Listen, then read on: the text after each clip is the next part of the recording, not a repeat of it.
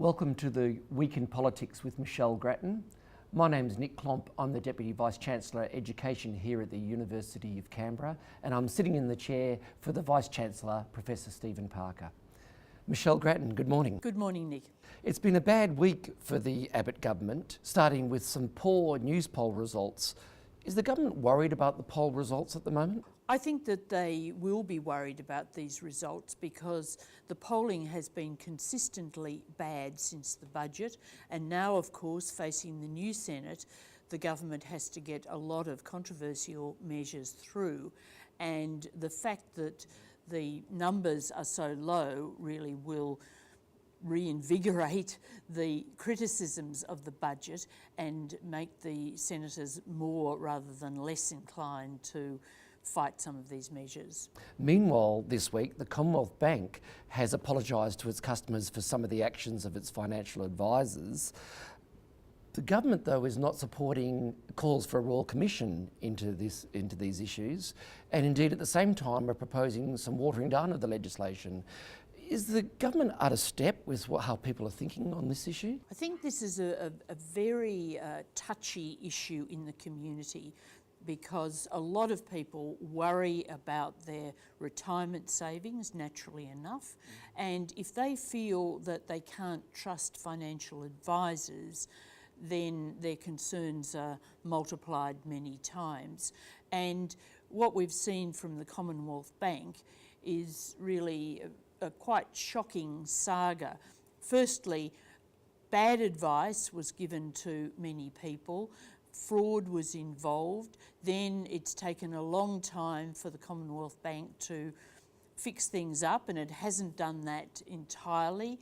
It misled ASIC, the regulator, and so it's been all bad news. And this has come just at the time that the government is weakening the Labor government's legislation, the so-called FOFA legislation on financial advice, and it has really invited criticism that it's not protecting consumers, it's taking away consumer protection. At the same time, it's resisting any sort of Royal Commission into the Commonwealth Bank affair, and so it's all come together in a lot of bad news. When the Senate meets, its regulations for changing the financial advice legislation are likely to be disallowed, so it's a mess all round.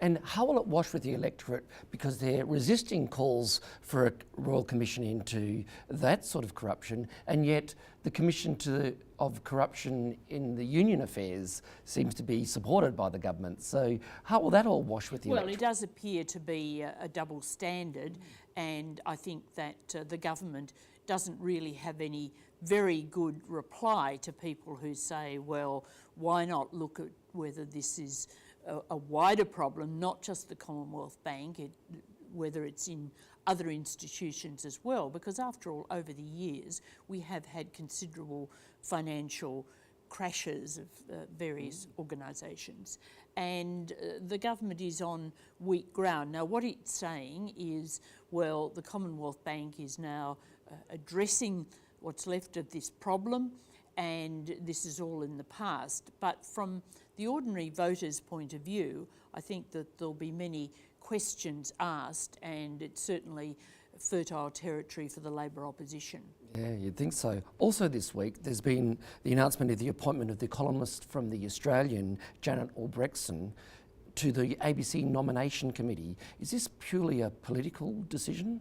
It's quite an interesting story, this, because the nominations to this committee, and it's a committee which advises the minister on board appointments, and it was set up to try and depoliticise those appointments. But the nomination is actually made by the head of the Prime Minister's department in a public servant, rather than by the government as such. And yet, quite clearly, one would suggest that this is a government appointment, in the sense that I think that the Prime Minister's office would have had the main influence on this appointment.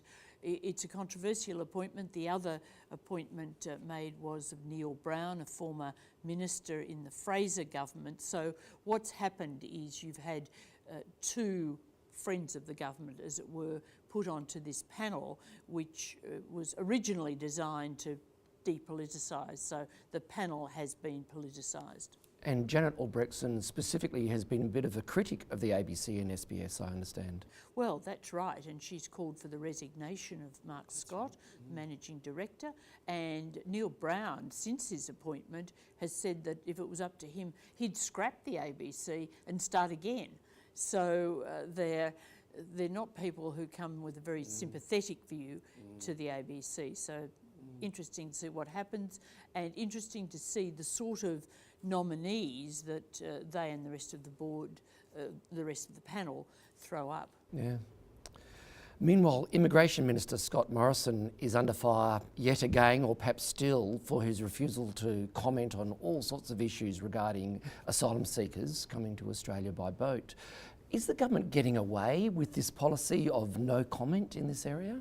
It has on its side the fact that it has stopped the boats, and that was obviously a concern of the electorate. They want the boats stopped. But on the other hand, there is a lot of criticism, and justified criticism, about the way Scott Morrison and the government in general is behaving on this issue. We've had reports that there are asylum seekers who've come, Sri Lankans who've come via India, that they've been intercepted somewhere near Christmas Island, that they have been or are being, will be transferred to a Sri Lankan Navy ship and sent back to Sri Lanka. Now, the government absolutely refuses to confirm that any of this is happening, and it just says it's an on-water matter, if anything is there at all. It won't even say that anything is in progress. And there are a whole lot of questions about how these people would be treated when they got back to Sri Lanka. Government just says that the civil war's over, things are fine. It's essentially arguing, well, things are not fine, and quite apart from that, the public does deserve information on such a big incident, and I don't know how long it can get away with giving no information, but it's a really bad look, it's bad practice. Is there any precedence that it seems without precedent to absolutely refuse to comment on an issue?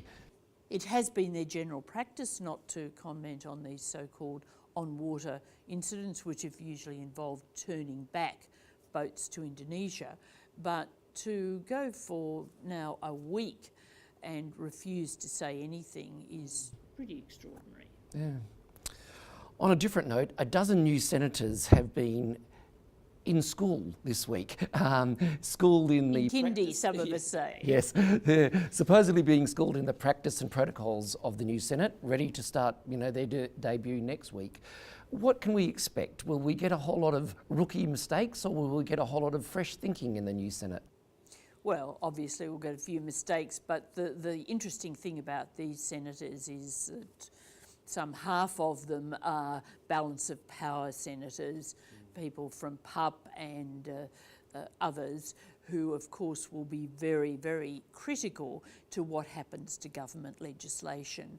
And in that sense, there's more emphasis on them, more attention to them than would perhaps normally be the case. And so their every word, their every movement, who they see, who they're talking to, has become of a lot of interest, and they're being chased around, which is, for some of them, I think, a bit of an intimidating experience, although no doubt they'll get used to the publicity and in some cases very much enjoy it. Never a dull week in politics. Michelle Grattan, thank you very much. Thanks a lot.